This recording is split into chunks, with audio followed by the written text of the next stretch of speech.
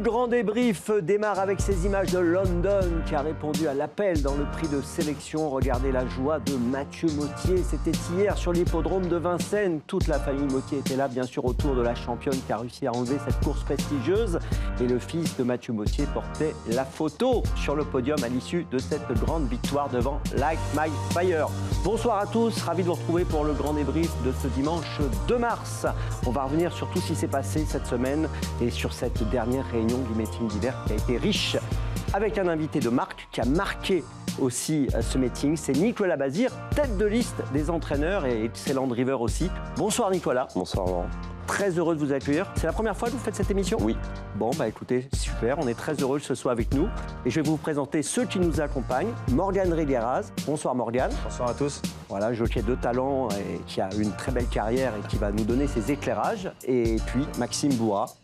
Je ne dirais pas excellent. Ouais, j'allais attendre justement la présentation, mais excellent. Bon. J'ai dit je ne dirais pas excellent. Ah, pardon. Mais je l'ai dit quand même. Enfin, bon, ça va Maxime, tout Très va bien, très bien, très bien. Bon, allez, bah écoutez, ce que je vous propose, c'est de nous mettre dans l'ambiance tout de suite. On va commencer par la belle course d'hier, le prix de sélection.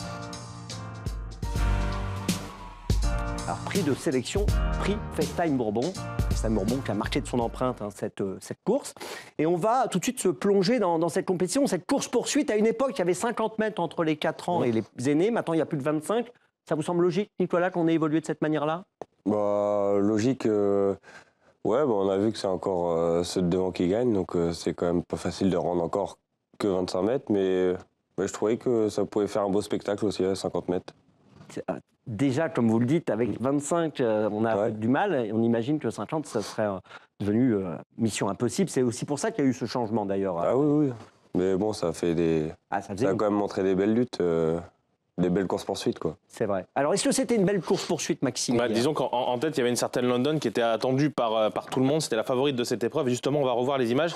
Et tout se joue au départ, bien évidemment, sur ces parcours de 2 vitesses. Mais là, 2002, départ en descendant, London était avantagée parce que c'est une jument qui est véloce, qui part très vite et déférée des 4 pieds. Mathieu Mottier n'avait pas caché que c'était son objectif. Et elle n'a pas manqué sa cible. Elle est super bien partie. On peut le voir ici au centre de l'image. Il y a Loulou Demi à son intérieur qui part très bien aussi. Mais Mathieu Mottier avait rapidement pour idée de prendre le commandement des opérations. C'est comme ça que London est la meilleure. Il nous avait déjà montré un petit peu plus tôt dans l'hiver, notamment dans le prix Eurasie, qu'elle pouvait dominer et réaliser des démonstrations. Là, le plus dur était fait, entre guillemets, mais c'est surtout à ce moment-là que Mathieu Mottier, voilà, c'est pas parce qu'il est en tête qu'il va chercher à reprendre, il roule, et là on voit que Jabalpur, de wagon de la 2e épaisseur, 3e épaisseur, tente de se rapprocher. Dans son dos, il y a Keep Going, mais ceux-là sont très très loin de London qui en tête roule. Mathieu Mottier s'est finalement jamais retourné avec London, qui dans le prix Eurasie, je le disais, c'était montré fautif dans le dernier tournant, alors qu'elle avait l'avantage. Cette fois-ci, elle n'avait entre guillemets plus qu'à rester sage, parce qu'à cet instant du parcours, on voit Keep Going, Jabalpur incapable de revenir sur London. Ensuite, il fallait résister à Light My Fire, qui a eu un super parcours en partant aussi en tête. Mais London, Mathieu Mottier commence à la connaître par cœur. Il faut rester prudent avec elle. Mais toute la route, il avait la mesure de Light My Fire. Il ne s'est jamais inquiété jusqu'au passage du poteau où il a finalement levé le bras pour cette très très belle victoire avec un pur produit familial. J'ai même pas osé vous couper. J'avais l'impression de revivre la course. C'était magnifique. Bon, Morgane, qu'est-ce que vous tirez comme enseignement ? Moi, sur le direct, j'ai eu un moment de doute. J'ai eu le sentiment que Light My Fire allait peut-être pouvoir inquiéter sérieusement London, on va dire, à la sortie du tournant. Est-ce que vous avez... Ouais, c'est sûr, mais on voit que Mathieu contrôle. En fait, il a vraiment durci en face, justement, je pense, pour pouvoir contrôler dans le dernier tournant et pour finir. C'est là où elle avait fait la faute le coup d'avant. Donc, il a vraiment monté sa jument en première chance et elle lui a rendu. Il contrôlait. C'est votre avis, Nicolas ? Vous étiez, vous aussi, au moment du direct, vous auriez eu cette impression ? Bah ouais, il contrôlait, c'est une jument qu'à la moelle. Et une fois que elle était devant, le plus dur était fait. Ouais, parce que je pense que Mathieu Mottier n'avait peur de personne au premier poteau. Hein. Il avait peur peut-être de Keep Going, concurrent qui l'entraîne aussi, ou encore de Jabalpur, mais qui d'ailleurs, à 25 mètres. Il avait prévenu, il avait dit ça va pas être facile pour Keep Going de rendre 25 mètres à London. Ouais. C'est ce qu'il avait dit avant la course. Ouais. Après, il est bien parti, il s'est mis à demi du leader, il a contrôlé. C'est la vraie pour faire ça aussi, London. C'est une jument qui comme le dit Nico, elle a de la rate, elle a de la tenue, et elle manque pas de vitesse pour démarrer. Donc sur ce tracé-là, c'est quand même un net avantage. Ouais, il a démarré en pleine colline et il a fait la dure. Le premier des 5 ans à l'arrivée, donc derrière London et Light My Fire, ce n'est pas Keep Going, c'est Xar, qui est 3e. Qu'est-ce que vous avez pensé des aînés dans la course, Nicolas ? Bah, que ça a été bon, encore malheureux. Bah, et les deux autres, c'est Jabalpur et Keep Going qui ont dû faire un peu d'épaisseur pendant que ça roulait. Et lui, il était malheureux, mais c'est ça qui le fait aussi être 3e, je pense, que ça. Mais ils ont été bons. Peut-être Keep Going un petit peu défraîchi après tout son hiver.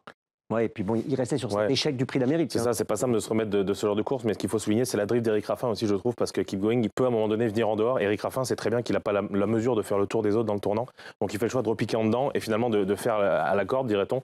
Et le cheval finit bien en droite ligne. C'est vraiment Eric Raffin qui va chercher la 4e place, je pense, parce que s'il fait le tour, je suis pas sûr que le cheval termine 4e.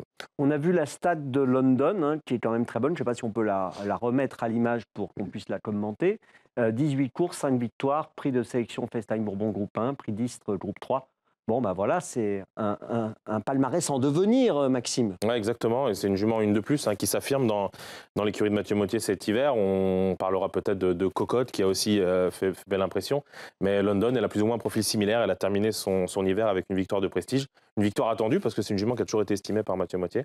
Mais c'est pas facile, quoi. Ouais, voilà, c'est ça. Mais ça se voit qu'elle a un petit peu de tempérament, cette jument-là. Mais au fil du temps, elle va forcément s'amender. Et évidemment, on en parlera dans quelques instants, que c'est une ligne flatteuse à inscrire sur son palmarès que ce prix de sélection. Et oui, parce que c'est une course où on voit chaque année quand même des chevaux qui vont très haut. Et on a vu plusieurs gagnants de récents prix d'Amérique passer par ce prix de sélection, Nicolas. Oui, c'est des bons chevaux. Les jeunes, c'est ce qui se fait de mieux dans la génération. Et ceux qui sont derrière, qui sont capables de faire l'arrivée, c'est des bons chevaux. Un mot sur Mathieu Mottier, rapidement, parce que c'est vrai que je disais que Nicolas avait marqué le meeting avec les résultats qu'il a eus, mais Mathieu Mottier, ça a été magnifique quand même. Et 3 groupes 1. C'est le moins qu'on puisse dire. C'est le moins qu'on puisse dire que ça a été magnifique. En tant qu'entraîneur, en tant que jockey, en tant que driver, à tous les niveaux. Au tout début du meeting, en plus, il alignait 3-4 victoires par jour. Il était assez impressionnant. Alors après, ça s'est un petit peu calmé, mais parce qu'il était parti sur un drôle de régime. Donc ouais, il a fait un meeting d'hiver, absolument remarquable et surtout au plus haut niveau. On va parler du deuxième, Light My Fire, qui réalise une très belle perf. C'est le frère de Bold Eagle. La deuxième place était importante pour sa future carrière d'étalon, Maxime, ça aussi, il faut le dire. Et il défendait la Kazakh d'Emmanuel Petit, une Kazakh qui a été étraînée il n'y a pas longtemps à Cagnes par un succès. C'était la deuxième sortie de la Kazakh et c'est une deuxième place dans un groupe 1, c'est extraordinaire. Exactement, et ça on le doit à Mathieu Millet, notamment l'écurie Hunter Valley qui ramène des vedettes, on peut le dire tout simplement comme ça, aux courses. Et du coup Emmanuel Petit, il est propriétaire de Light My Fire et dans la ligne droite, il a longtemps pu croire qu'il pouvait certainement remporter un groupe 1 après si peu de temps, on va dire, en ayant sa Kazakh. Ça aurait été une histoire assez remarquable, mais il faut souligner quand même que Light My Fire court de première. Personnellement, je ne l'attendais pas à ce niveau-là. Si on m'avait dit que Light My Fire terminerait deuxième, je vous aurais dit que c'est pas possible.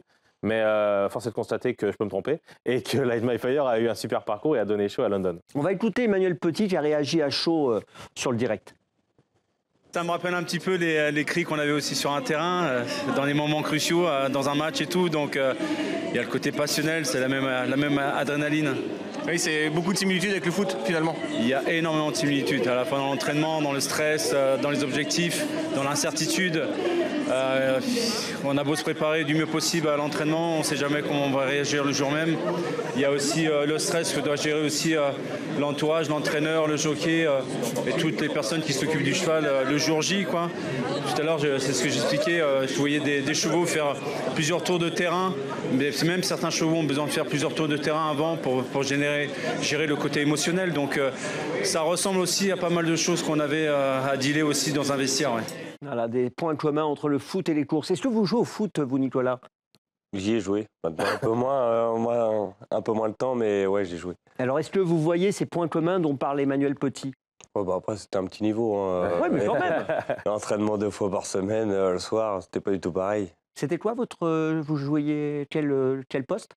Attaquant. Ah, bien. Oui, Marquer des buts, toujours. Oui, il faut quand même. D'accord. Sinon, tu vas au goal. Ouais, c'est différent. Allez, on parle de la suite. La suite, c'est bien sûr le palmarès de ce prix de sélection. Je le disais tout à l'heure, il y a quand même des sacrés noms, Maxime. C'est très simple. Depuis 2018, le gagnant du prix de sélection, depuis 2018, à chaque fois, a soit gagné l'Amérique, soit gagné Elite Lop. Donc, FaceTime Bourbon, Ida Tillard, du bien beau monde. On voit justement ça avec Orsi Dream. Davidson Dupont, donc en 2018. C'est assez remarquable d'inscrire son nom au palmarès. Ça met la pression un petit peu à London. Je lui souhaite de faire une aussi belle performance.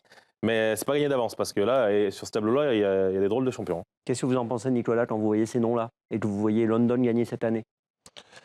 Ouais, on dit que c'est une jument en plus qui est pas très qui est pas hyper maniable à la base et qui va normalement s'amender au fil du temps, qui va faire une meilleure jument. Donc, elle a encore une marge de progrès. Ouais, elle peut poursuivre la série, pourquoi pas. Bon, vous voyez. Pas simple. Ouais, pas simple, mais Nicolas. L'algaz, c'est le mental qui faut la fabriquer de toute façon. Puis la maniabilité et tout, c'est pas simple à ce niveau-là. Dans un prix d'Amérique ou à Elite Lop, peut-être un petit peu moins, mais Dans un prix d'Amérique, il faut quand même être maniable. Et London, c'est pas tout de suite la qualité qu'elle a en priorité. Ils vont la fabriquer avec le temps. c'est Maintenant, ça. vient avec les courses. Et là, on a vu, elle a réussi à remporter son groupe 1. Donc, le coup d'avant, déjà, si elle ne fait pas la faute, je pense que Ouais, je ça pense va qu'elle pas gagne. taper loin. Donc, Et Eurasier, ouais. là, bon, ils ont marqué le but. À suivre en tout cas. Allez, on va continuer les amis et on va parler des deux derniers groupes 1, du meeting. En dehors du prix de sélection, il y en avait deux autres.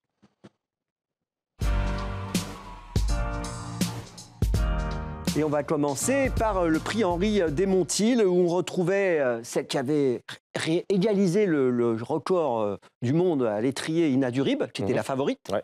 Mais c'est une autre Rib qui a gagné, c'est ça. Hirondelle. C'est ça, c'est sa copine d'entraînement qui a gagné, Hirondelle Durib, qui a pas toujours été très chanceuse aussi cet hiver. Dans le Cornulier, elle a fini son parcours, elle s'est montrée fautive. Ensuite, elle est 4e de l'Île-de-France et cette fois-ci, bien, elle a réussi à s'imposer. Et là encore, on va revoir les images. C'est sa dureté, son courage qui lui ont permis de briller et surtout son remarquable départ avec Noé Perron, qui est son fidèle cavalier. Et Hirondelle Durib, elle a pris le commandement des opérations et très sincèrement, quand elle avait la tête, je me suis dit, là, on va peut-être voir la vraie Hirondelle Durib. Et elle a montré qu'elle était capable de faire des véritables numéros. Elle a fait afficher une très belle cote aussi à l'arrivée de cette épreuve. Dans son dos, il y avait Déal Duchesne. Plus de 20 contre 1. Ouais, c'est assez remarquable quand même pour cette jument qui avait fait quand même un hiver, somme toute, très correct. Mais dans le dernier tournant, vous voyez, Déal Duchesne, qui était pas loin d'être la favorite de cette épreuve, n'a jamais été en mesure de remettre en cause la supériorité d'Hirondelle Durib, qui a été montée aussi de main de maître par Noé Perron, parce qu'aller vite, c'est bien, mais savoir à quelle vitesse on va, c'est certainement beaucoup mieux à ce niveau-là. Et il a su gérer la vitesse à laquelle il allait avec Hirondelle Durib pour se mettre hors de portée dans la dernière ligne droite et résister à la belle fin de course d'I Can Dream. C'est une jument, alors c'est compliqué de dire qu'il mérite, il n'y a pas forcément de mérite à ce niveau-là de la compétition, mais elle n'avait pas gagné depuis 3 ans. Et c'est surtout, ça fait briller encore une fois l'entraînement de Joël Allais qui, autre montée, on l'a vu dans le Cornulier, mais c'est remarquable. Alors Joël Allais, d'ailleurs, qui disait à chaud, il s'expliquait pas trop l'échec d'Ina Durib. Et il nous expliquait aussi à chaud que Hirondelle Durib a eu des petits soucis dans la semaine, mais heureusement tout s'est bien passé. Elle a pu courir et puis elle a gagné de brillante manière. Votre regard sur ce prix Henri Desmontil, que pensez-vous de ce succès d'Hirondelle Durib et de Noé Perron? La gagnante, elle a été bonne, elle a été super courageuse. Et après, elle a été devant, personne n'a trop embêté, elle a pu aller à son train. Et elle a l'air d'être montée en puissance tout le temps de l'hiver, donc là, elle est arrivée parfaite pour ce groupe 1. Noé Perron, c'est quelqu'un que vous connaissez un peu ou pas trop? Pas trop. Bon, on va faire connaissance avec lui, il est avec nous, regardez, il est là. Bonsoir Noé. Bravo. Bonsoir. C'est génial ce que vous avez réalisé hier. Maxime mettait en avant l'excellent départ que vous avez obtenu et puis ensuite la gestion de la course que vous avez parfaitement maîtrisée. J'ai envie de dire que Hirondelle Durib méritait une belle victoire après une longue période sans succès. Et puis vous aussi, parce que l'année dernière, vous étiez déjà fait remarquer dans le Cornulier. Oui, c'est ça, j'avais eu la chance d'être second avec Hirondelle dans le Cornulier, donc c'était déjà un super moment. Et alors, voilà, Hirondelle et vous, c'est un couple qui fonctionne. Et Joël, il aime ce couple, il vous laisse avec elle. Racontez-nous un peu comment vous fonctionnez avec elle, comment elle est comme jument à monter. Racontez-nous un peu tout ça. Moi là je la monte un peu entre guillemets au bon moment. Jean-Louis il l'a super bien façonnée quand elle était pouliche, quand elle était même plus jeune parce qu'il l'a montée quand elle était plus pouliche. Et moi je la monte au bon moment. C'est une jument qui est dure, donc faut lui faire confiance et il faut pas avoir peur de entre guillemets faire un peu fort parce que la jument elle va au bout et elle donne tout le temps son cœur sur la piste. Alors, ce qui est extraordinaire, je me tourne vers Morgane, c'est que Noé est apprenti, Morgane. Donc, voir un apprenti gagner un groupe 1, c'est pas fréquent, même au galop. Non, c'est sûr, mais bon, après, voilà, il connaît bien la jument. Moi, je pense qu'il a fait plus dur en prenant un excellent départ. Et après, il a monté sa jument pour elle, il n'a pas eu peur. Il a laissé rouler, il a dosé devant et à la dure, un petit peu comme London tout à l'heure. Et il a fait confiance à sa jument et elle lui a rendu. Alors, c'est vrai que c'est génial. Vous avez quel âge, Noé? J'ai 23 ans. 23 ans, combien de victoires à ce jour? 48. 48, voilà. Et donc, racontez-nous un peu votre parcours, parce qu'on aimerait faire un peu connaissance aussi avec vous. Au-delà d'Hirondelle, on voit ici une belle photo avec Jean-Loïc, avec vous, avec Hirondelle. Quel est votre parcours dans les courses?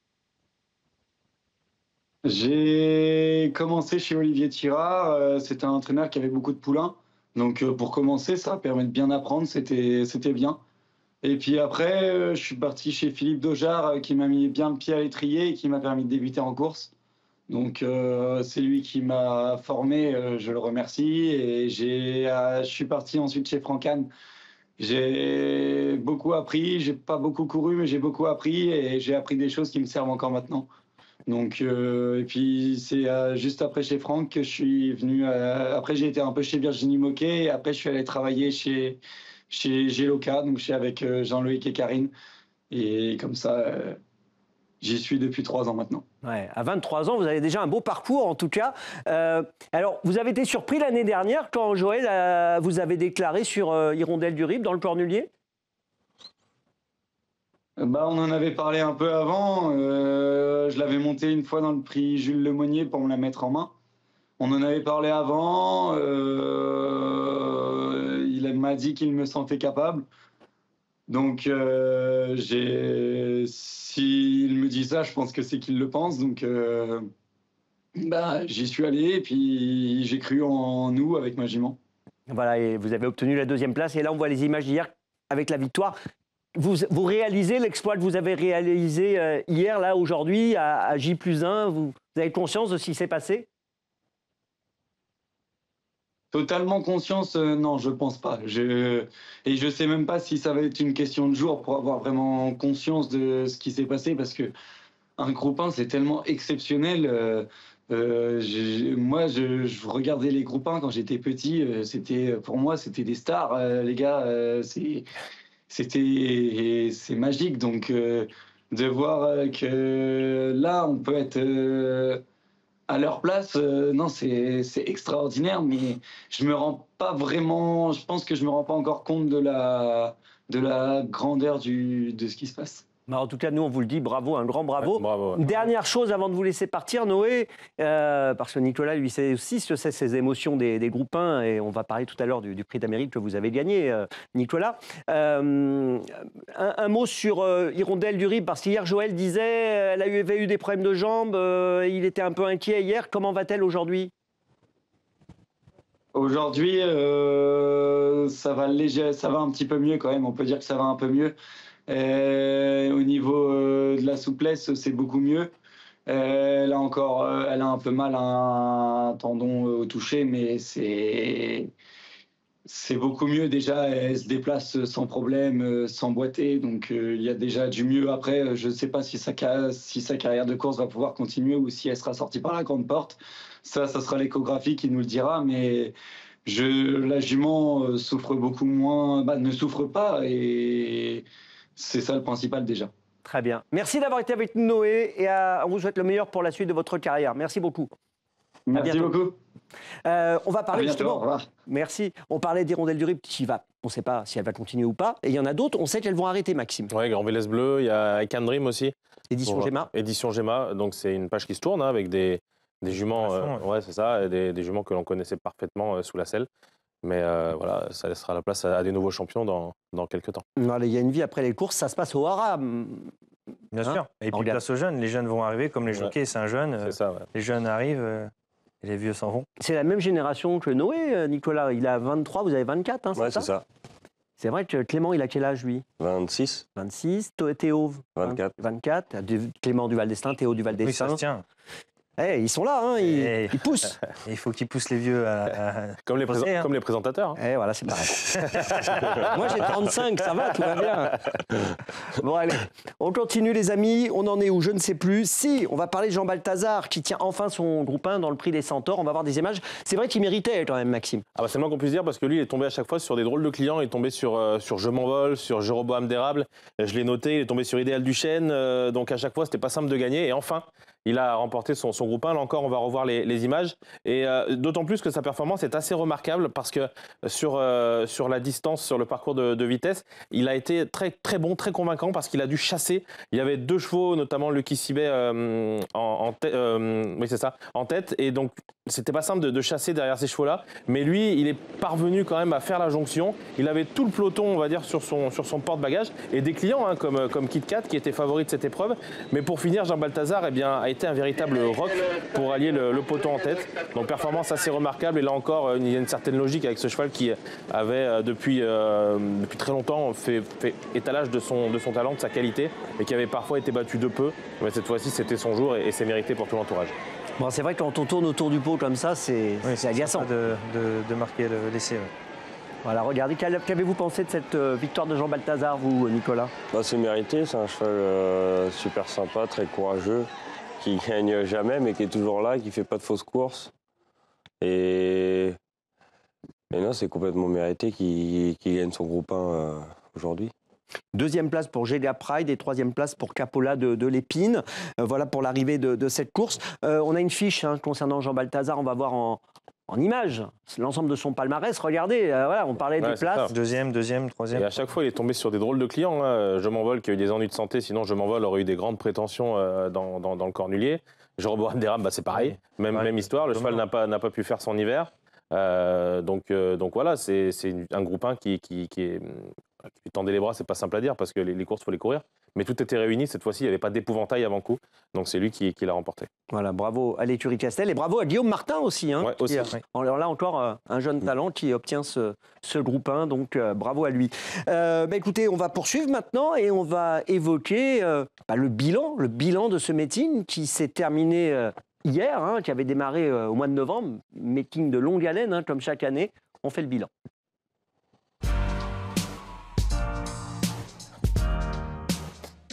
Alors d'abord, Nicolas, avant qu'on fasse ce bilan, j'avais lu une fois que votre père, ce qui le déprimait, c'était le 1er janvier où tout repassait à zéro. Il disait, oh là là, tous les compteurs repartent à zéro, il faut tout recommencer. Et il avait expliqué dans une interview que voilà, il n'aimait pas ça, on finit l'année avec 250 victoires et d'un seul coup on repart à zéro. Est-ce que vous êtes pareil? Non, pas du tout. Pas du tout. En plus, j'ai l'impression que c'est un compteur différent quand même avec le... C'est un petit compteur sur 4 mois, le meeting d'hiver, quand même. Ouais, voilà. Donc, vous c'est pas un souci, peu importe, les choses continuent. Exactement. Bon, globalement, vous êtes content, vous, de votre meeting? Bah oui. Comment ne pas l'être? Oui, non. Non, mais il pourrait y avoir des regrets. Moi, je préfère poser la question. Tous les autres vont au cimetière. Non, le meeting a très mal commencé, mais au final, le bilan est bon. Donc, tous les chevaux, on a gardé les chevaux pour qu'ils gagnent une course, au moins. Et ils ont à peu près tous gagné une course. Ceux qui n'ont pas gagné, il y en a qui ont rattrapé pour les autres, comme Lisandro qui a gagné 4 courses, comme Lorenzo Berry qui en a gagné 3. C'est un bon bilan. Lisandro, il aurait pu être ex-aequo avec Inexcess Bleu hier s'il avait obtenu une 5e victoire, parce que le cheval qui a obtenu le plus de victoires, c'est Inexcess Bleu, 5 victoires.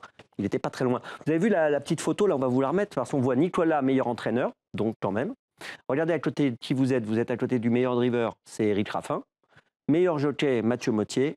Et cheval le plus riche, et Maxime, il faut le mettre en avant, c'est Jumba de Guez. Jumba de Guez, ouais. Sacrée performance. Ah bah oui, ça c'est sûr. Mais Nicolas Bazir peut en parler encore mieux que moi. Mais c'est vrai que c'est ce bilan-là, les 4 personnalités, on va dire, qui sont sur ce tableau-là, on en a entendu parler tout l'hiver et c'est assez, c'est le haut du panier, quoi. C'est le grand sport du trot. C'est vrai que Jumba, ce qu'elle a réussi, c'est un vrai exploit. Gagner quand même le Cornulier et le Paris, 2 groupes 1 dans les 2 disciplines différentes, c'est extraordinaire. C'est un doublé qui n'est pas facile à faire. Non, pas du tout. Pas du tout. Et en plus, c'est une jument.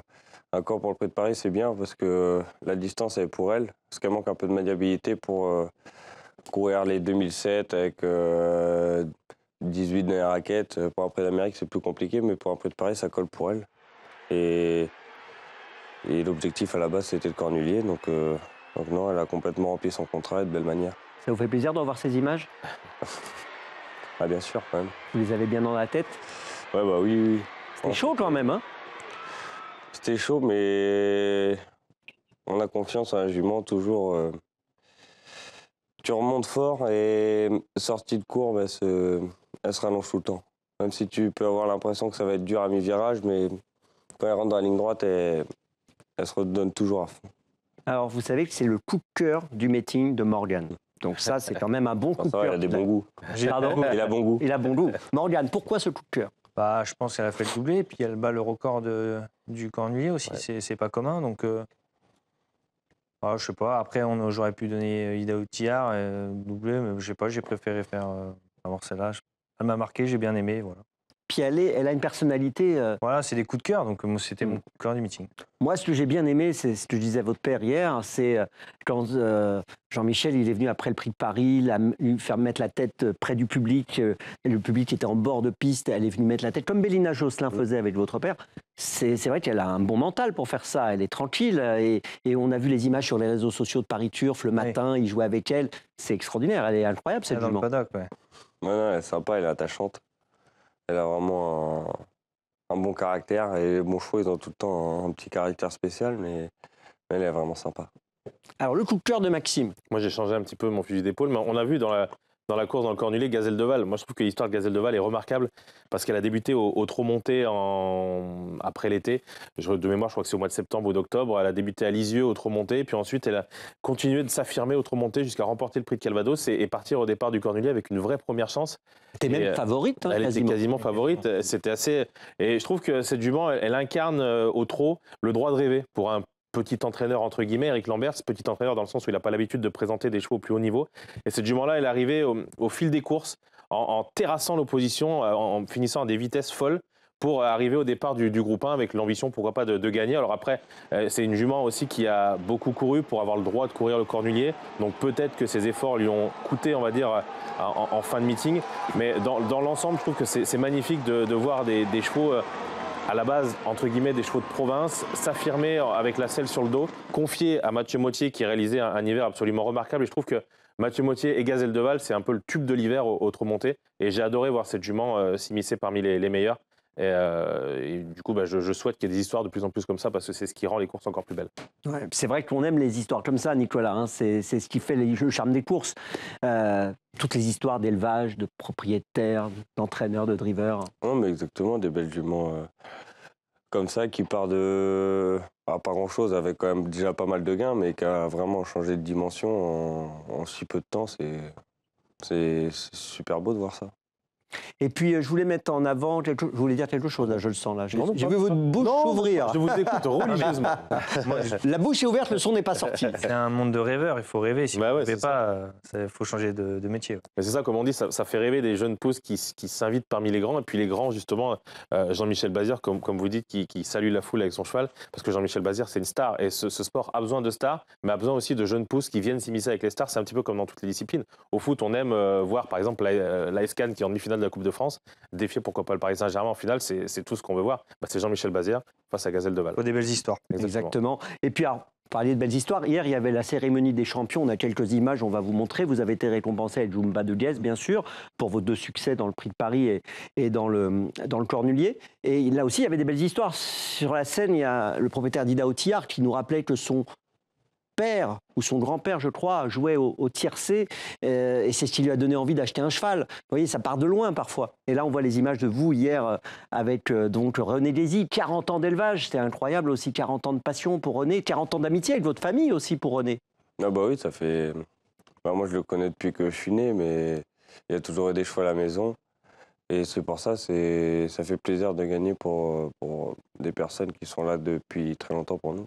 Voilà, et puis voilà, il nous parlait de sa manière dont il fait ses croisements, c'est passionnant. Puis on sent cette passion qui l'anime, quoi. C'est formidable.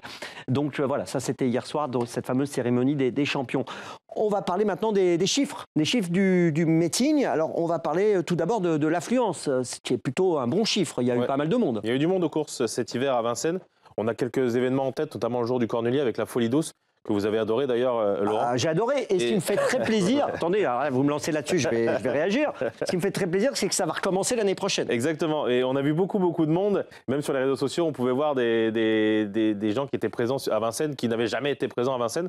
Donc ça veut dire que les gens vont aux courses, et c'est avec ce genre d'événement, évidemment, qu'on fidélise, et le public a répondu présent, avec en plus de ça, plus de monde les dimanches, de façon générale. Donc c'est top. Ouais, là, les chiffres sont quand même très bons, 24%. Là, on peut que s'en réjouir. Ouais. Plus 37% le dimanche. Je suppose que pour vous, en tant que driver ou entraîneur, d'avoir cette ambiance, cette ferveur, c'est super. Ah, c'est bien, il faut qu'ils fassent des événements comme ça plus souvent, parce que voir du monde dans les tribunes, ça fait vraiment plaisir. Toute la semaine, t'as personne, c'est triste, quoi, presque. Après on est c'est concentré dur sur notre chevaux et tout aujourd'hui. ça, mais bon, voir personne dans les tribunes, ça nous fait plus rien, mais voir du monde, ça fait vraiment très plaisir, quoi. Mais je pense, Nicolas, qu'aujourd'hui, je pense Morgane et Maxime vont réagir aussi, et vont aller dans le même sens. C'est vrai que c'est dur, vu les temps que nous avons, avec tous les loisirs qui sont à portée de main des spectateurs, des téléspectateurs.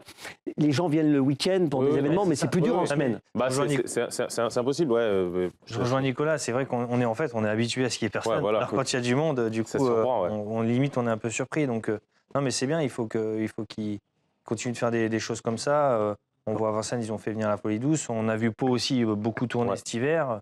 Pau a été très bon. Ça a été magnifique. L'été, c'est Clairefontaine qui fait venir aussi beaucoup de monde.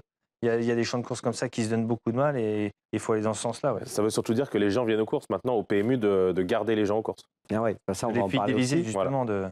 Et puis, parlons aussi peut-être un instant de la mérite, parce que c'est vrai que Teddy Riner présent, je pense que ça fait plaisir à tout le monde. On voit Teddy d'ailleurs derrière vous, c'était génial. Ah bah oui, c'était sympa de pouvoir le voir en vrai pour nous et pour tout le monde. Je pense que c'est une personne très appréciée, donc c'est cool d'avoir ce genre de personne auprès de nous. Ouais, et puis je pense que aussi, ce que j'ai entendu de la part de certains, c'est que c'était une reconnaissance un peu pour la profession, d'avoir un champion comme Teddy Riner qui venait et qui appréciait sa présence. Je pense que même lui, en plus, il a apprécié ce moment. Il disait qu'il avait adoré, qu'il ne s'attendait pas du tout. Il en a même parlé sur France 5 dans une autre émission le lendemain. Il reviendrait aux courses. C'est ça. Il ne s'attendait pas du tout à ce spectacle-là. Et peut-être même qu'il veut acheter un cheval. Mais 6 mois après les Jeux Olympiques, ça veut dire qu'on est dans le coup. Ça veut dire que les courses, on est dans le coup et que les gens sont réceptifs. Complètement. On a quelques chiffres encore très vite parce que je crois que je suis un peu bavard. Croyez ? Oui, un petit peu.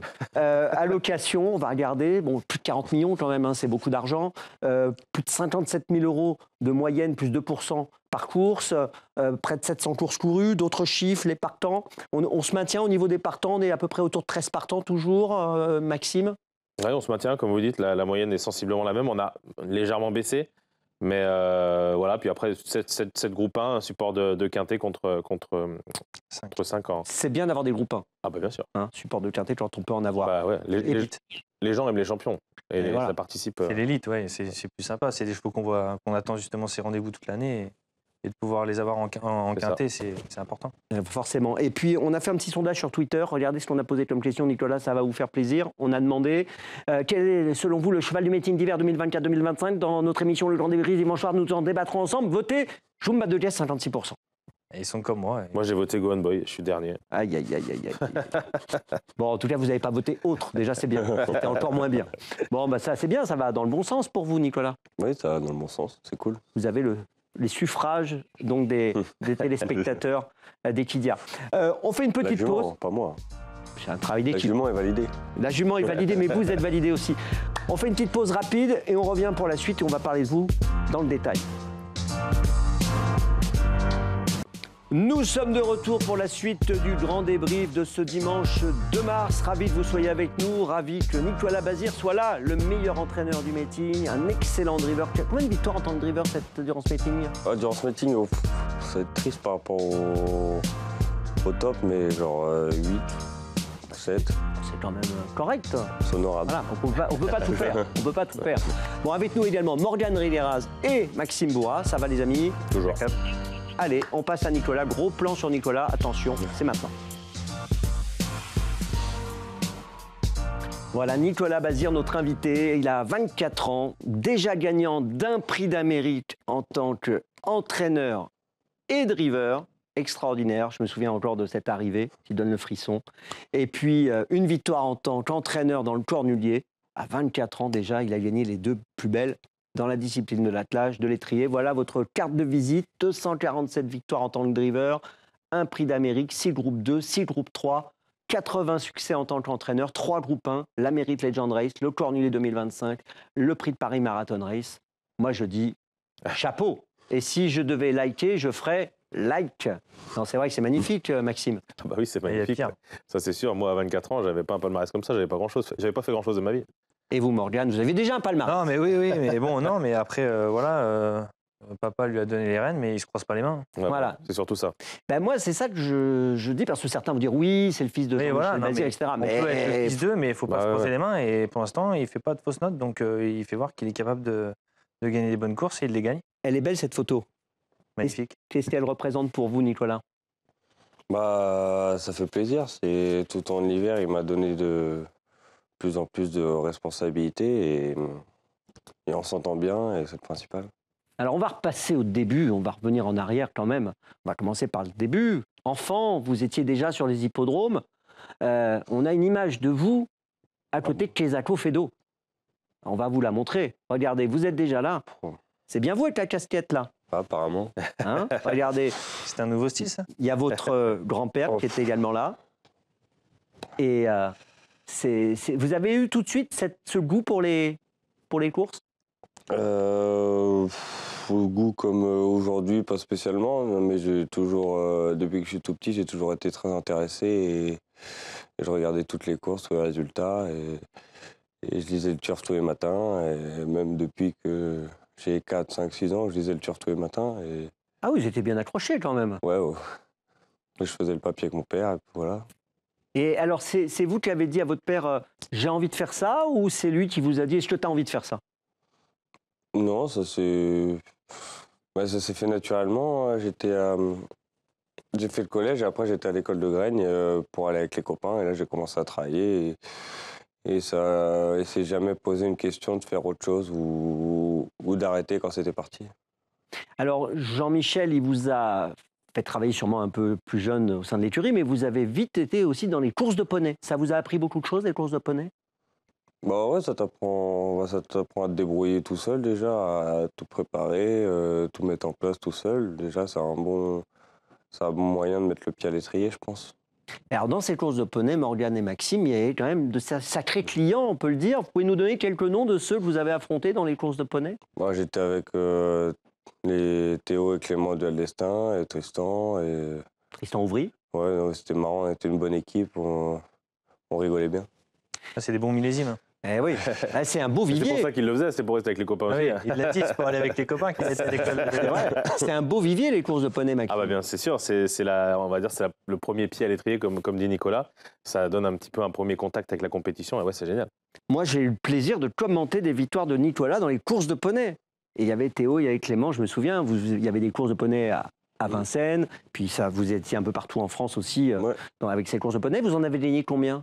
Les courses de poney? Ouais. Bon, je sais pas, Les comptes. 10, 12, par là, quelque chose comme ça. J'avais pas le meilleur, donc c'était compliqué, mais ouais, 10, 12, par là. Et les sensations, ça devait être assez génial. Quand même. Vous débriefiez avec vos copains après les courses, avec votre père. Bon, Il suivait ça, vite votre fait, et père? après, on est plus promené un peu partout, entre copains, sur les hippodromes. Et non, c'est bien, ça nous a permis de voyager, voir pas mal d'hippodromes de France. On a pu aller dans le centre-est, dans le centre, on a été à Cagnes, dans le nord, partout. Partout, quoi. Ouais. Et puis ça vous permet de vous mettre dans l'osmose des courses, d'avoir ce degré aussi de tension avant les courses, l'avant-course, l'après-course, pendant la course, tout Oui, ça. parce qu'il y a tout le Même si cérémonial. c'est une course de poney, c'est exactement la même chose, donc ça vous met un petit peu dans le moule, quoi. Ouais, on va c'est le dire. bain de la compète, quoi. Est-ce qu'il y a un poney qui a une place particulière pour vous ou un cheval sinon? Le premier poney que j'ai eu, j'aimais bien. Il était sympa, il était super gentil. Pour rappeler Et son nom, ouais, Scott Martini. Claude Martini. C'est papa qui l'a nommé? Non, on l'avait acheté en Suède parce que les Français, on ne sait pas très vite. Et non, après, m'a marqué, je vais te dire, Davidson Dupont, forcément, qui peut me marquer comme cheval. Et sinon, il y a peut-être un cheval que j'aimais beaucoup avant, qui n'était pas très bon, il s'appelait Fabago du Gers. Fabago Il du n'était pas Gers. très bon. Et on est Et fort. il a pris 140 000 €, mais C'est pas mal. c'était vraiment un cheval qui avait une place spéciale. Et on est fort parce qu'il est là, regardez, à l'image, Ouais. ici. Et qu'est-ce qu'il avait, ce cheval, qui vous plaisait? Ouais, il était super attachant. Il était super attachant et mon père, il en voulait plus trop. Il a dit au 1er septembre, on va le rendre. Ou au 1er octobre, je sais plus. Et je lui ai dit, allez, je vais m'en occuper. Et on a préparé une course le 6 octobre, ça s'est pas super bien passé. Je lui ai dit, je vais gagner 15 jours après. J'ai gagné 15 jours après à Laval facilement. J'ai gagné en gain. 15 jours dans la foulée. Et après, dans l'hiver, il a pris 2-3 belles places et il a gagné. Ça, il a gagné à la fin du meeting. J'avais dit qu'il gagnerait dans le meeting et il avait gagné. Donc. Il a Génial. fini avec 140 000 €, je crois. Et qu'est-ce qu'il vous a dit, votre père, pour ce travail effectué avec ce cheval-là, il était fier de vous? Bah oui, il m'a dit que j'ai bien travaillé, c'était cool. Il a dit bravo, tu finiras entraîneur. Non, c'est Tu vas beau. payer le restaurant. Et alors, Les premières expériences à se débrouiller tout seul avec un cheval. Quoi. vous aviez quel âge là? Vous étiez tout jeune, hein? Ah bah là, j'avais 18 ans. Ouais, 20 ans. C'est incroyable. Moi, c'est ce qui m'épate quand même dans ce métier. Là, vous connaissez ça, puisque vous avez démarré très jeune dans ce métier. C'est quand même la maturité de ces jeunes, le rapport au travail qu'ils ont, parce que c'est un travail de fou.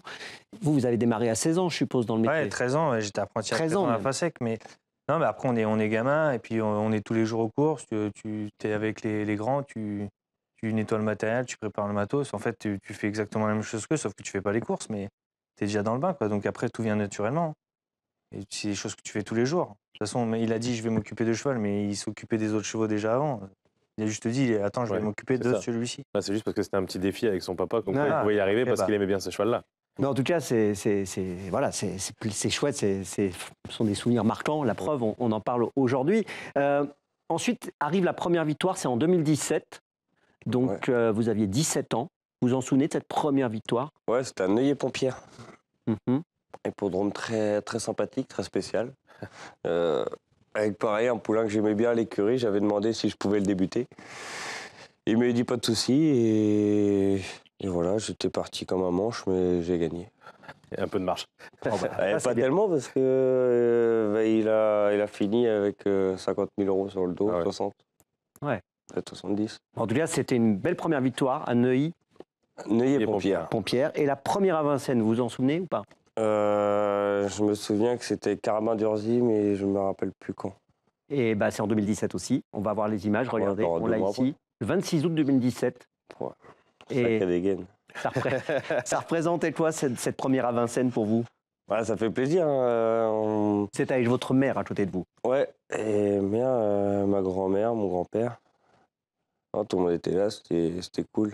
Mais gagner à Vincennes, c'est toujours particulier. Quand tu commences, c'est quelle est ta première à Vincennes, c'est toujours un moment particulier. On sent qu'il y a une nouvelle page qui va s'écrire.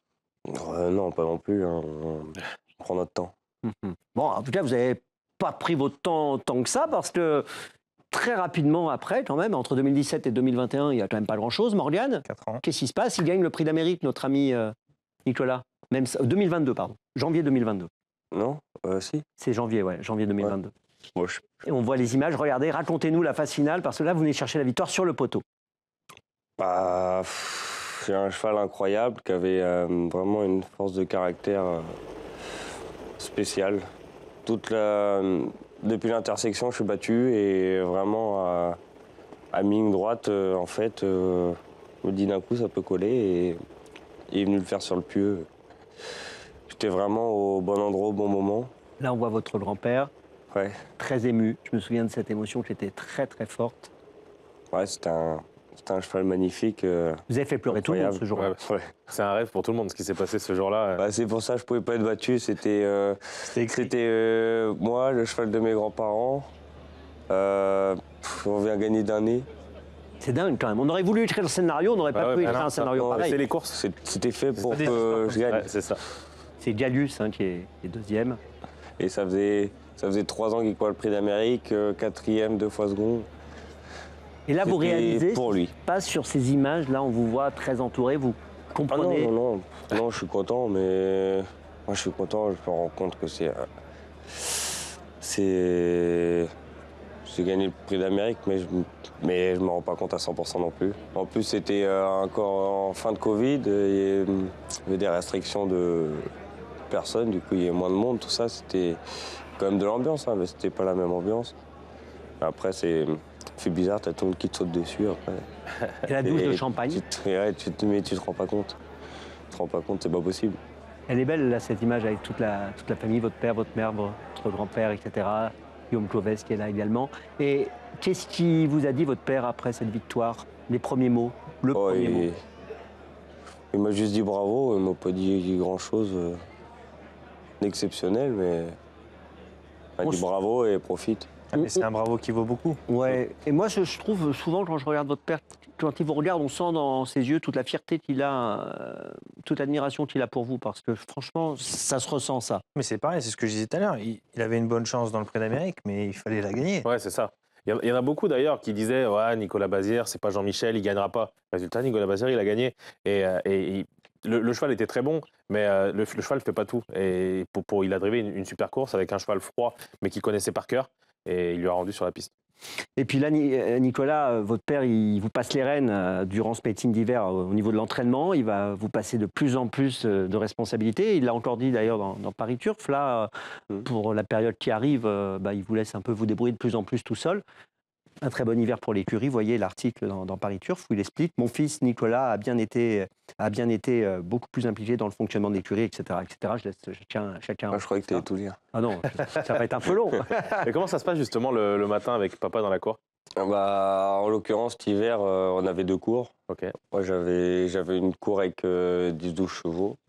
Et lui, il avait sa cour de d'habitude avec ses 20 chevaux. Et puis voilà, on se débrouille. On s'appelle pour Travailler ensemble. s'il y a un problème. Pour les montes, les engagements, les forfaits, tout ça. Et voilà, pour voir si tout va bien. Aussi. Ouais, mais pas trop. Et généralement, on n'a pas pris beaucoup de l'eau ensemble cet hiver. Généralement, vous êtes plutôt aligné sur la vision des choses ou parfois il y a des différences de point de vue? Non, il peut y avoir des différences, mais pas des grosses différences. Hein. Mais après, on peut, sur le harnachement des chevaux, tout ça, quel programme et des choses comme ça. Mais encore sur le harnachement, ça peut... Encore sur plutôt les petites catégories, mais ça coûte pas cher de tester grand-chose. La suite des événements par rapport à ça, c'est quoi? Votre père, il envisage quoi à un moment donné de prendre une retraite, de vous laisser 100%? Ouais, mais il prendra jamais une retraite. Non. Faire une dépression s'il arrête à 100%.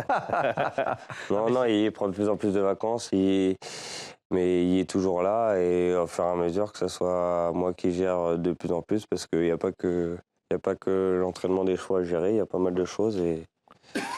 C'est comme on voit dans le galop, il y a beaucoup d'entraîneurs qui s'associent. Je pense qu'il a vu son ami Chahi s'associer. Avec François Pamard. Avec François Pamard, il s'est dit il va avoir un peu plus de temps, du coup je vais faire la même chose. Ah oui, c'est pas idiot en même temps. C'est ça, on peut penser que l'hiver prochain, voilà, Nicolas avec 15 chevaux, on va dire, l'hiver prochain il y en aura peut-être 30 dans la cour et ça va aller de façon progressive. Attention les amis, on est bavard, on a pris un peu de retard. On va donc enchaîner directement avec le tac au tac. C'est maintenant avec Maxime. Bon, question pas simple pour commencer, Nicolas. Davidson Dupont ou Jumbo Gatguez? Davidson Dupont. Qui est le prochain champion de l'écurie? Lionheart. Si vous n'auriez pas fait ce métier, vous auriez aimé faire quoi? Joueur de foot. Et justement, on parle de foot plutôt Olympique Lyonnais ou à Saint-Etienne? Olympique Lyonnais. Ah, ça va pas me faire ça. Plutôt rap ou rock? Rap. Ouais, on m'a dit que vous étiez très Niska, Caris, tout ça. Ouais, tout ça. Hein. On m'a dit l'écoute du rap d'énervé, c'est un tout gentil, mais l'écoute du rap d'énervé. Ça dépend. Je suis très varié. Clément Dumas-Destin m'a aussi dit que vous étiez meilleur à Call of. Vous confirmez, il est mauvais? Mauvais, et il s'est amélioré. Hein. Ah ouais, mais je suis meilleur. Préférez partir en vacances avec vos potes ou avec Pichoun? Si on peut faire les deux, pourquoi pas. Plutôt du soir ou du matin? Du soir, non. Moi, du matin, parce que le soir... Ah ouais, parce que la personne qui m'a soufflé cette question m'a dit que jamais vous alliez répondre du matin parce que vous n'aimez pas trop vous lever. J'aime pas me lever, mais j'aime pas trop sortir tant que ça non plus. Il paraît qu'en 2025, vous allez vous consacrer aux 3 montées. C'est vrai ou pas? Non, j'ai arrêté. C'est vrai? On a une super vidéo, pourtant vous mettez le pied à l'étrier. Non, mais j'ai arrêté. C'est vrai? Ouais. Marie, elle va envoyer la vidéo dans quelques instants. Pourtant, vous êtes aidé par Alexandre Abrivard pour mettre le pied à l'étrier, comme on dit, avec Fascinoso de loup. Ça va arriver dans quelques instants. Vous n'êtes pas le plus souple, hein, quand même. Ouais, je sais même pas tenir mes rênes. C'est pour avancer. Il y a personne qui pouvait le monter. Pas gentil, Maxime. Et d'ailleurs, pour ceux qui veulent se faire plaisir sur la page du trot Nicolas Bazir, vous allez en 2019 à Castillonnès. C'était magnifique. Hein. Je sais pas de quoi tu parles. On se souvient très bien. Il a gagné. Ah bah non. Ah non. Il était parti fort pourtant. Il était parti fort pourtant, mais une monte à l'ancienne. Hein. Il avait voulu révolutionner quelque chose et ça n'a pas marché. J'ai dit, je sais pas monter, mais on peut m'avoir en partant quand même. C'est fini pour le tac au tac. Allez, on enchaîne les amis avec le pêle-mêle. C'est maintenant.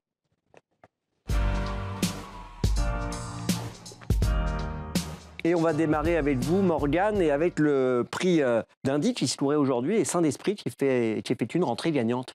Oui, Saint-Esprit qui avait gagné le Cambacérès en fin d'année l'année dernière et puis qui fait voir que le passage de 3 à 4 ans n'a pas été un problème pour lui. Bon, il a fait 2-3 petites bananes quand même sur la première d'en face et la dernière, mais on voit qu'il est complètement au-dessus de ses adversaires aujourd'hui. Et c'est un petit peu la jument d'Arnaud Chaïchaï qui déçoit. Mamicius de Well. Mamicius de Well. Et par contre, une super perte de la deuxième, Maudit. Non, je dis des bêtises, de Proud de Pour Lucie, ouais, pour Michael Serra. Ouais, qui court super. À un moment, on y a cru un petit peu, mais le gagnant, on le fait très bien. Et on voit qu'il est un petit peu au-dessus de tout le monde. Bon, après, il manque 2-3 clients, mais j'ai le Cotin là, qui va là du Berlay et le fond aussi, la Six Figure, qu'on va sûrement revoir la prochaine fois. Qui ont couru le Cambacérès. Ouais, qui sont 3 et 4, 3 et 5. Mais non, aujourd'hui, on voit que c'est le champion du printemps. Très bien, je rappelle le podium de la course aujourd'hui, donc Saint-D'Esprit, Proud Lossy et Motimark. Et François Nicole qui annonçait d'ailleurs au micro de François Prado que le cheval sera encore meilleur en steeple, il en était certain, mais il va poursuivre la route des haies de 4 ans parce que selon ses dires, il a un boulevard pour très bien faire dans la grande course de haies de printemps. Vous suivez un peu l'obstacle, Nicolas? Très de loin. Mais non, j'aime bien regarder de temps en temps. Très bien. On va regarder encore un petit peu, on va parler d'une belle course où on a vu Goliath Dureux. Maxime, ouais, c'était lundi dernier. C'était lundi, ouais. Voilà. Donc, on commence par Gex. Ouais, c'est ça. On commence surtout par Gex, qui lui est un vrai cheval de grand cible que l'on connaît bien, qui effectuait sa rentrée, qui a été battu. Mais bon, il a le droit d'être battu, bien évidemment, Morgan, face à un cheval qui était plus affûté que lui, bien évidemment, sur évidemment des conditions qui n'étaient pas pour mettre en valeur Gex. Mais c'est un bon deuxième pour cette rentrée. Ouais, il est tombé sur le macaire de service. Non, il fait une super entrée, il a mis 2-3 petits coups de rein dans la ligne droite après 300 jours d'absence. Non, c'est une super rentrée. 4004, terrain très pénible. Ouais. Maintenant, voilà, les horizons sont ouverts. Bon. Et puis Goliath Dureux aussi, qui ce lundi, comme quoi il y a du sport aussi la semaine à Auteuil, et ce lundi qui a fait une démonstration. Ah, lui, c'était l'éclair du classe. Ouais. Depuis les trois réunions qu'il y a eu au Auteuil, c'est l'éclair de classe qu'on a vu. On a eu des belles choses d'ailleurs depuis l'ouverture d'Auteuil. Celui-là, il a fait un truc. Ouais, celui-ci, il a fait un truc. Celui-là, je faisais le direct. Vous pourriez reprendre la casaque pour celui-là. Quand vous voulez. Celui-là, il a les yeux bandés. Et voilà. Il n'y a rien à faire. C'est dommage, c'est pas possible, mais sinon, ça aurait été génial. Celui-là, pas de problème. Allez, on continue et on va parler de plusieurs actualités rapidement. Orsi Dream, alors malheureusement, Maxime, Orsi Dream ne va pas revenir au printemps. On parle de lui pour le prochain meeting d'hiver. C'est ça, exactement. Il a eu un an de santé qui l'a privé de meeting d'hiver déjà cette année. Et finalement, eh bien, ça traîne un petit peu en longueur et il y a la saison de monte qui arrive. Donc du coup, il ne va pas défendre aussi son titre dans l'Elite Lopp et on se projette directement à l'hiver prochain pour le champion de Pierre Belloche. Bon, c'est dur parfois avec les chevaux, il y a des soucis, vous savez ce que c'est, malheureusement. Oui, on n'a pas eu beaucoup de chance au début d'hiver avec 3 vieux qui ont eu des soucis, donc non, c'est jamais amusant. Et d'ailleurs, parenthèse, comment il va Joshua Tree? Joshua, ça va. Ça va. Tranquille. On le reverra pour son temps. Prochainement ou plus tardivement? Non, plus tardivement. Plus tardivement, très bien. On continue les amis, on parle de Fort Payne et de Nicolas Collery. C'est ça, c'est le carnaval de Dubaï comme on dit, et Nicolas Collery s'est une nouvelle fois distingué en s'imposant au niveau groupe 3 avec Fort Payne qui a tracé une superbe fin de course. Il a fallu se faufiler pour son jockey irlandais, mais ensuite, quand il a pu s'exprimer, il a fait briller l'entraînement de Nicolas Collery qui avait déjà brillé un petit peu plus tôt à Médane dans la saison avec King Gold, qui d'ailleurs courait lors de cette même réunion sans parvenir à se distinguer. Mais cette fois-ci, c'est Fort Payne donc qui brille pour la Kazakh Jatière avec une course avec une allocation encore très élevée. Là-bas à Médane, il se régale sur les allocs. En tout cas, bravo Nicolas Collery parce que Morgan, il faut aller challenger comme ça l'étranger, c'est pas évident. Il fait des essais, il tente et à chaque fois ça marche. C'est ça. Tous les ans, il s'en sort et là, il a encore gagné un groupe. L'année dernière, il avait gagné un groupe 1 aussi avec King Gold. Donc non, bravo à lui. La chance sourit aux audacieux. Gone Boy, premier invité de l'Elite Lopp, notez-le, c'est important. On suivra les autres invités prochainement. En tout cas, Gone Boy fait partie des belles chances, on peut l'imaginer dans le prochain Elite Lopp. Favori même. Voilà, bon, on va voir un peu ce qui se passe dans les prochaines semaines. Dès aujourd'hui, on note 2 mars. Vous pouvez y aller. Voilà, et on a le temps de dire un mot sur le Salon de l'Agriculture très vite. Allez, un petit mot sur le Salon de l'Agriculture où les courses étaient présentes, c'est une bonne nouvelle. Et puis un petit mot sur le Grand National du Trot qui démarre mercredi, donc à Amiens. Vous y serez, Nicolas. Vous participez à la première étape? Oui. Vous allez gagner la première étape? J'espère, Inch'Allah, comme on dit. Bon, écoutez, on sera derrière vous, on vous suit, c'est mercredi. Voilà, on est super en retard, je suis désolé. Merci Nicolas d'avoir été avec nous. Avec plaisir. Merci Morgane, merci Maxime. Merci à très bientôt. Bonne soirée à tous.